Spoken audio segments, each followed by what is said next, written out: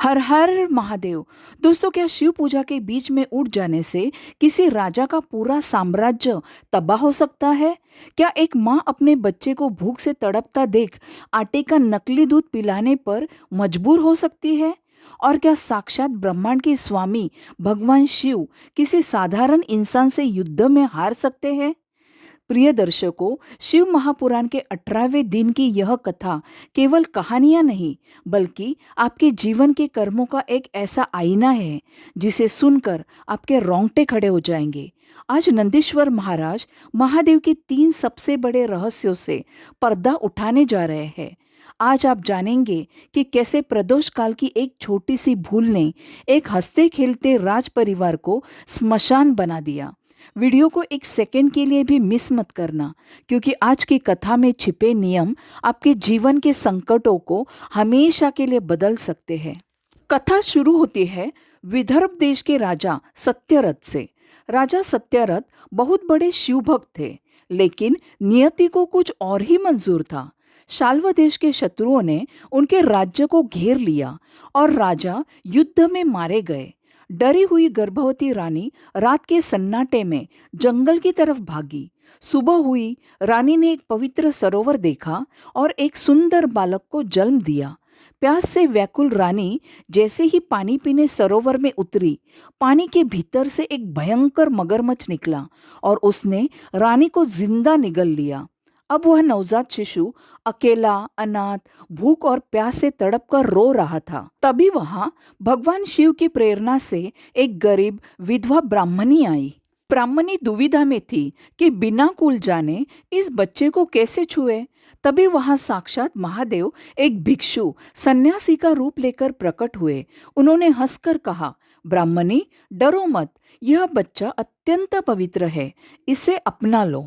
जब ब्राह्मणी ने इस दुखद घटना का कारण पूछा, तो भिक्षु रूपी शिव ने कर्मों का वो भयानक रहस्य खोला जिसे सुनकर आप भी हैरान रह जाएंगे। शिवजी ने बताया, यह बालक पूर्व जन्म में पांड्य देश का राजकुमार था।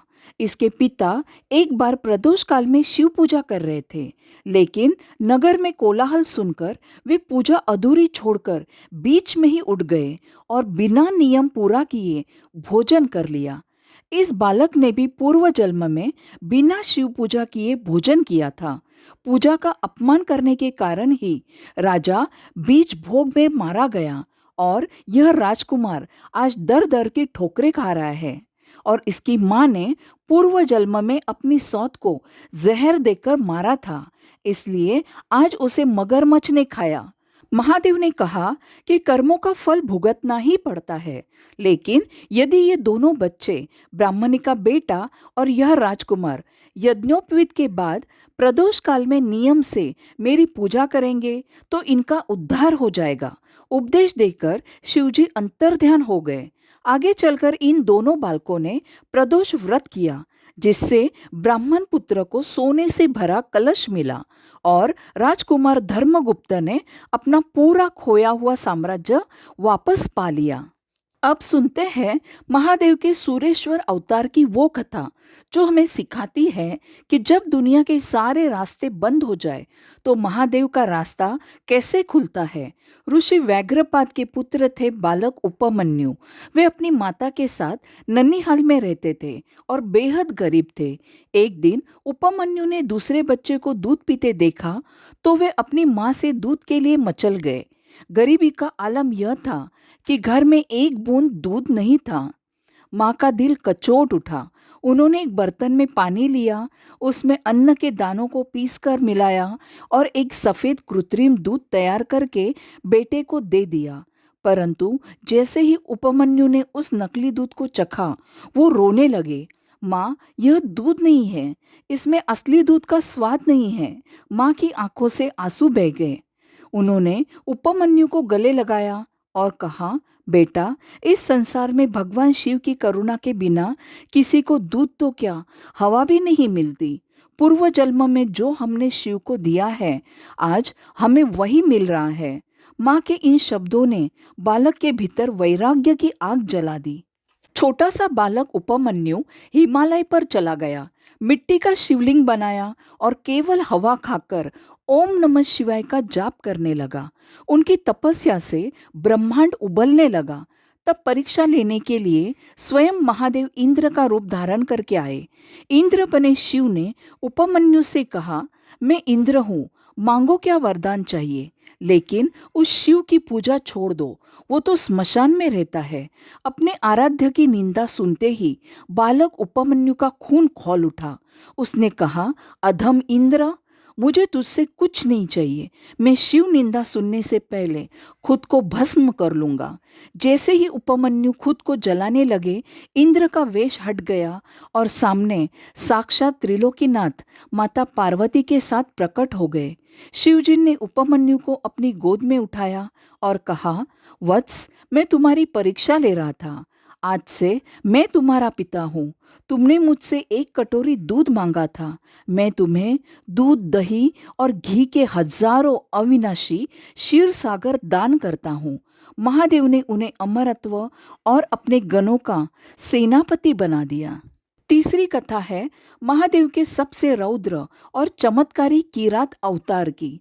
जब पांडव वनवास में थे, तब अर्जुन दिव्य अस्त्रों की खोज में इंद्रकिल पर्वत पर पार्थिव शिवलिंग बनाकर घोर तपस्या कर रहे थे। दुर्योधन को जब यह पता चला तो उसने अर्जुन को मारने के लिए मुक नाम के राक्षस को भेजा, जिसने एक विशाल और भयानक सुअर का रूप ले रखा था। वह सुअर पेड़ों को उखाड़ता हुआ अर्जुन की तरफ झपटा। अर्जुन ने तुरंत अपना गांडीव धनुष उठाया, लेकिन तभी अपने भक्त की रक्षा के लिए साक्षात महादेव एक जंगली शिकारी यानी किरात का भेष बदलकर अपनी भील सेना के साथ वहां आ पहुंचे। जैसे ही सुअर आगे बढ़ा, अर्जुन और किरात दोनों ने एक साथ बाण छोड़ दिए। अर्जुन का बाण सुअर के मुंह में लगा और किरात का बाण उसकी पूंछ की तरफ। राक्षस वही ढेर हो गया। अब शिकार के अधिकार को लेकर अर्जुन और उस शिकारी के बीच बहस छिड़ गई। अर्जुन को अपने पराक्रम पर घमंड था। उन्होंने कहा, यह मेरा शिकार है।